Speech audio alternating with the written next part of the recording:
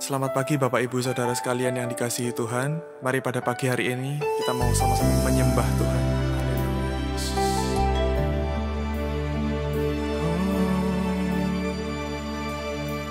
Engkaulah jalan yang sempurna, janjimu murni, bagai emas perak, perisai perlindungan, keselamatanku.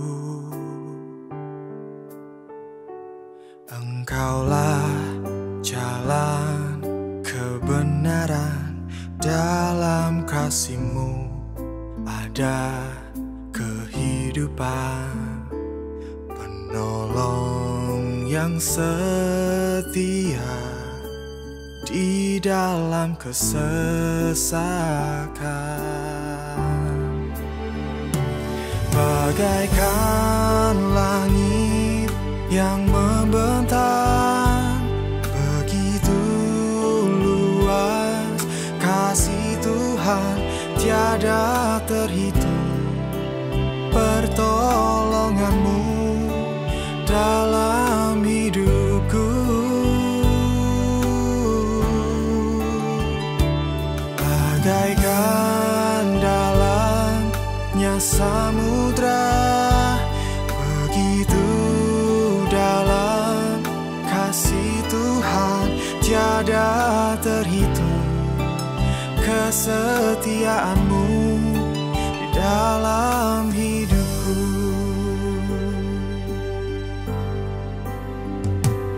Engkaulah jalan yang sempurna, janji-Mu murni, bagai emas perak, perisai perlindungan, keselamatanku.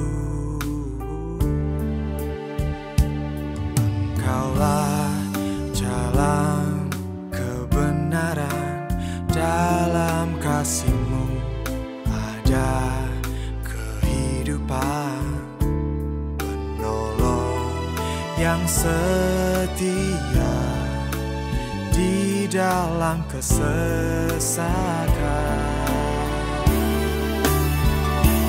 Bagaikan langit yang membentang, begitu luas kasih Tuhan, tiada terhitung. Pertolongan-Mu dalam hidupku, bagaikan dalamnya samudra, begitu dalam kasih Tuhan, tiada terhitung. Kesetiaan-Mu dalam hidup.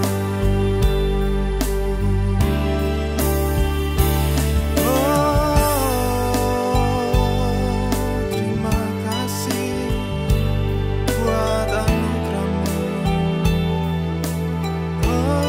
Terima kasih Tuhan. Haleluya.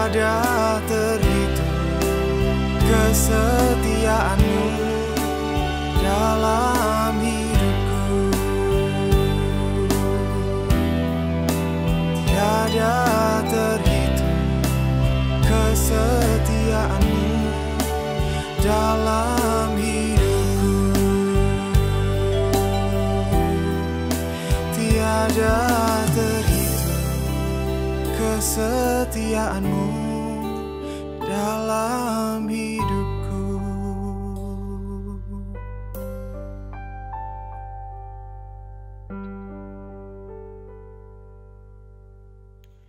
Selamat pagi Bapak Ibu Saudara yang dikasihi oleh Tuhan. Bersyukur kepada Tuhan kalau pada pagi hari ini kembali kita boleh diisi oleh kebenaran firman Tuhan sebelum kita menjalani hari-hari kita. Pernahkah Bapak Ibu Saudara merenungkan betapa besarnya dosa dan pelanggaran yang kita perbuat dari hari ke hari? Tapi ternyata kita mendapati bahwa Tuhan melayakkan kita untuk menerima semua yang baik dari Tuhan. Maka di pagi hari ini kita menemukan bahwa kita tidak memiliki alasan untuk tidak bersyukur karena Tuhan kita Yesus Kristus telah mengorbankan dirinya, mati di kayu salib sebagai jaminan bagi kita. Sehingga kita memperoleh dan menikmati berkat rohani di dalam surga. Seperti yang ada tertulis dalam Efesus 1 ayat yang ketiga. Menjadi pertanyaan bagi kita juga pada pagi hari ini. Kalau Yesus menjadi jaminan bagi kita sehingga kita boleh menerima anugerah, kita boleh menerima keselamatan, kesembuhan, bahkan berkat. Lalu bagaimana kita meraih segala hal yang Tuhan sudah sediakan itu? Amsal 8 ayat 17 dikatakan, "Aku mengasihi orang yang mengasihi aku, dan orang yang tekun mencari aku akan mendapatkan daku." Puji nama Tuhan. Dalam ayat ini terdapat kalimat tekun mencari. Tuhan ingin melihat ketekunan kita, sebab ketika kita tekun mencari, maka kita akan mendapatkan. Tuhan memerlukan kita untuk bertekun dalam hal apa? Ibrani 10 ayat 36 dikatakan, "Sebab kamu memerlukan ketekunan, supaya sesudah kamu melakukan kehendak Allah, kamu memperoleh apa yang dijanjikan itu." Iya, Tuhan ingin kita bertekun dalam melakukan kehendak Allah, agar kita nantinya akan memperoleh apa yang Tuhan janjikan bagi kita. Oleh sebab itu, ketekunan membutuhkan yang namanya ketetapan hati. Sebab banyak anak Tuhan menginginkan janji Tuhan digenapi atas hidupnya, tapi enggan untuk bertekun mencari Tuhan. Ketahuilah Bapak Ibu Saudara bahwa mencari Tuhan itu penting bagi kehidupan rohani kita. Yeremia 29 ayat 13 dikatakan, "Apabila kamu mencari aku, kamu akan menemukan aku. Apabila kamu menanyakan aku dengan segenap hati." Tentu saja kita senang ketika orang tua kita atau anak kita atau sahabat kita atau mungkin pasangan kita mencari kita dan menanyakan keadaan kita terus-menerus saat mungkin kita sedang berada jauh dari mereka. Apalagi ketika kita mencari dan menanyakan segala hal kepada Tuhan melalui doa kita, melalui penyembahan kita yang kita lakukan dengan segenap hati. Ketika kita sudah memahami arti bertekun mencari Dia dan melakukan kehendaknya, barulah kita mengerti bahwa jaminan hidup orang percaya adalah Yesus. Sebagai penutup, apa yang harus kita lakukan ketika kita mengetahui bahwa Yesus adalah jaminan hidup orang percaya? Ada 4 hal yang mau saya bagikan pada pagi hari ini. Yang pertama, hidup dalam iman yang kokoh. Iman bukan sekedar percaya pada Yesus sebagai sebuah fakta sejarah, tetapi juga percaya bahwa Ia adalah Tuhan dan Juru Selamat yang terus bekerja dalam kehidupan kita. Yang kedua, menyerahkan diri sepenuhnya kepada Tuhan. Roma 12 ayat yang pertama berkata, "Karena itu saudara-saudara, demi kemurahan Allah, aku menasehatkan kamu supaya kamu mempersembahkan tubuhmu sebagai persembahan yang hidup, yang kudus, dan yang berkenan kepada Allah. Itu adalah ibadahmu yang sejati." Menyerahkan diri, menyerahkan diri kepada Tuhan berarti hidup dalam ketaatan, mengikuti pimpinannya dan berusaha menyenangkan hatinya dari hari ke hari. Nah, yang ketiga, hidup dalam pengharapan yang pasti.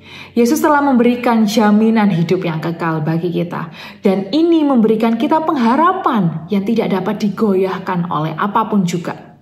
Dan yang terakhir, yang keempat, kabar bahwa Yesus adalah jaminan hidup bukanlah sesuatu yang kita simpan sendiri. Ini adalah kabar baik yang harus kita sebarkan. Kabar baik yang harus kita beritakan. Kita dipanggil untuk membagikan kabar baik ini kepada orang lain.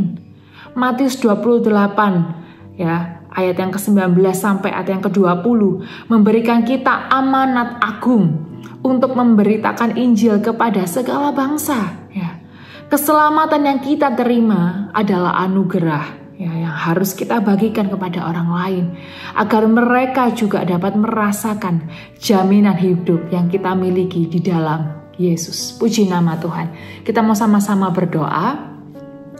Kami bersyukur Tuhan kalau pada pagi hari ini kami boleh sama-sama belajar, kami boleh sama-sama diingatkan mengenai kebenaran firman-Mu ya Bapa, bahwa jaminan kami sebagai orang percaya adalah Yesus itu sendiri.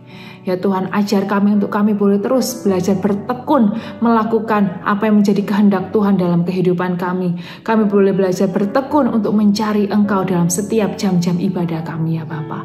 Terima kasih Bapa yang baik, sepanjang hari ini kami serahkan ke dalam tangan kasih Tuhan. Tuhan yang pimpin, Tuhan yang menyertai kehidupan kami, memberkati kami dimanapun kami berada. Kami siap melangkah bersama dengan Tuhan, hanya di dalam nama Tuhan Yesus Kristus. Haleluya. Amin.